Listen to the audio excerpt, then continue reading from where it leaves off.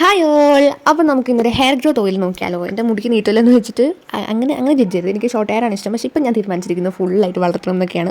ഇനി അതിനിടയ്ക്ക് വെച്ചൊക്കെ ഞാൻ തോന്നി ഞാൻ വെട്ടും കേട്ടോ. എനിക്ക് അങ്ങനത്തെ അസുഖമുണ്ട്. എൻ്റെ മുടി ഇപ്പോൾ കുറേ നാളായിട്ട് നല്ല രീതിയിൽ ഹെയർ ഫോളും അങ്ങനെയൊക്കെ പ്രശ്നങ്ങളുണ്ട്. പിന്നെ സ്പ്ലിറ്റ്സ് വരുന്നുണ്ട്.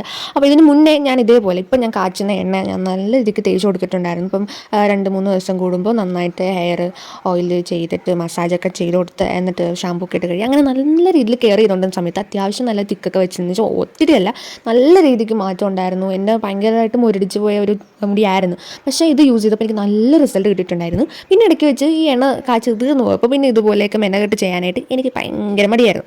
അത് കാരണം അങ്ങനെ കുറേ നാൾ കഴിഞ്ഞപ്പോൾ എൻ്റെ മുടി പഴയ അവസ്ഥയായി. മുടി ഒഴിച്ചിലും അങ്ങനെയുള്ള സംഭവങ്ങളൊക്കെ വന്നു, സ്പ്ലിറ്റ്സ് വന്നു. പിന്നെ ഞാൻ ഒരു സ്പ്ലിറ്റ് എൻഡ് കട്ട് ചെയ്ത് കഴിഞ്ഞപ്പോഴത്തേക്കും ഇനി മുതൽ ഞാൻ മുടി നന്നായിട്ട് സൂക്ഷിക്കും, മുടി നല്ല നീട്ടത്തിൽ വളർത്തും.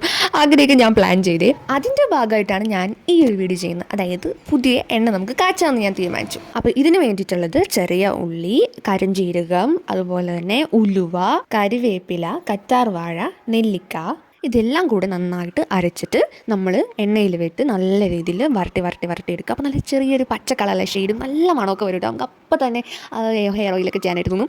അപ്പോൾ അതെല്ലാം നല്ല രീതിക്ക് കുറച്ച് നേരം അവിടെ സെറ്റായിട്ട് ഇരിക്കട്ടെ. എന്നിട്ട് വേണം നമ്മളത് അരിക്കാൻ. ഞാനിവിടെ മറ്റേ തിരുത്തുണിയൊന്നും കണ്ടില്ല. അപ്പോൾ എനിക്ക് പെട്ടെന്ന് തന്നെ ചെയ്യണമെന്നുള്ളതുകൊണ്ട് ഞാൻ സ്റ്റീലിൻ്റെ അരിപ്പയാണ് എടുത്തിട്ടുള്ളത്. അങ്ങനെ ഞാൻ ചെറിയ ചൂടോടെ തന്നെ കയ്യിൽ കുറച്ചെടുത്ത് അപ്പം തന്നെ ഹെയർ മസാജൊക്കെ ചെയ്ത് കുറച്ച് നേരം വെച്ച് എന്നിട്ട് പോയി ഷാമ്പൂ ഇട്ട് കഴിക്കണം. അപ്പോൾ അത്രേ ഉള്ളൂ. ഇതെന്തായാലും ട്രൈ ചെയ്ത് നോക്കുക. അടിപൊളിയായിട്ട് റിസൾട്ട് കിട്ടും. ബൈ.